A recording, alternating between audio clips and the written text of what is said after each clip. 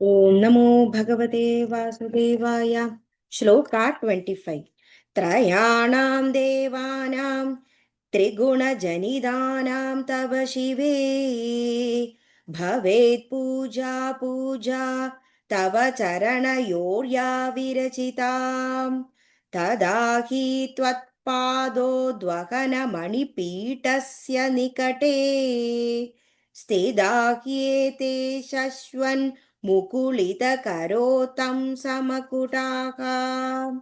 ത്രയാണാം മൂന്ന്, ദേവാനാം ദേവന്മാർ, ത്രിഗുണജനിതാനാം ഗുണത്രയത്തിൽ നിന്ന് ജനിപ്പിക്കപ്പെട്ട, തവ നിൻ തിരുവടിയുടെ, ശിവേ ശിവശക്തി സ്വരൂപിണിയായ, ഭവേത് ഭവിക്കുന്നത്, പൂജ പൂജയായിട്ട്, പൂജ പൂജാകർമ്മങ്ങൾ, തവ നിൻ തിരുവടിയുടെ, ചരണയോ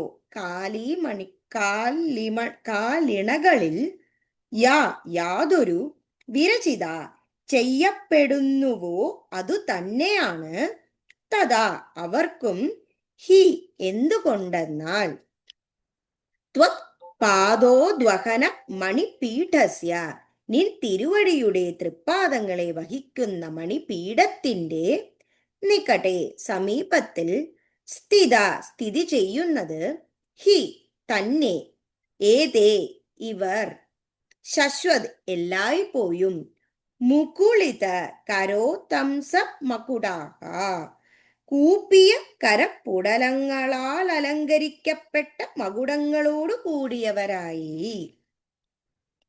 ത്രയാണാം ദേവാനാം ത്രിഗുണജനിതാനാം തവ ശിവേ ഭവേത് പൂജാ പൂജാ തവ ചരണയോർയാ വിരചിതാം തദാ ഹി ത്വത്പാദോദ്വഹനമണിപീഠസ്യ നികടേ സ്ഥിതാ ഹ്യേതേ ശശ്വന്മുക്തകരോതം സമകുടാക. ഹേ ശിവശക്തി സ്വരൂപിണി, ഭവതിയുടെ കാലിണകളിൽ ചെയ്യപ്പെടുന്ന പൂജ തന്നെയാണ് സത്വരജസ് തമോ രൂപികളായ ബ്രഹ്മ വിഷ്ണു രുദ്രാദികൾക്കും പൂജയായി ഭവിക്കുന്നത്.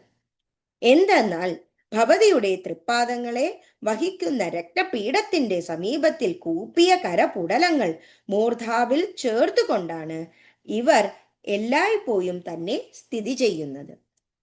ത്രയാണാം ദേവാനാം ത്രിഗുണജനിതാനാം തവ ശിവേ ഭവേത് പൂജാ പൂജാ തവ ചരണയോർയാ വിരചിതാം തദാ ഹി ത്വത്പാദോദ്വഹനമണിപീഠസ്യ നികടേ സ്ഥിതാ ഹ്യേതേ ശശ്വന്മുകുളിതരോ തകരോതം സമകുടാക. ശ്രീഹരേ നമഃ, ശ്രീഹരേ നമഃ. ഗോവിനാ ജീവനസ്മരണം. ഗോവിന്ദ ഗോവിന്ദ. Thank U.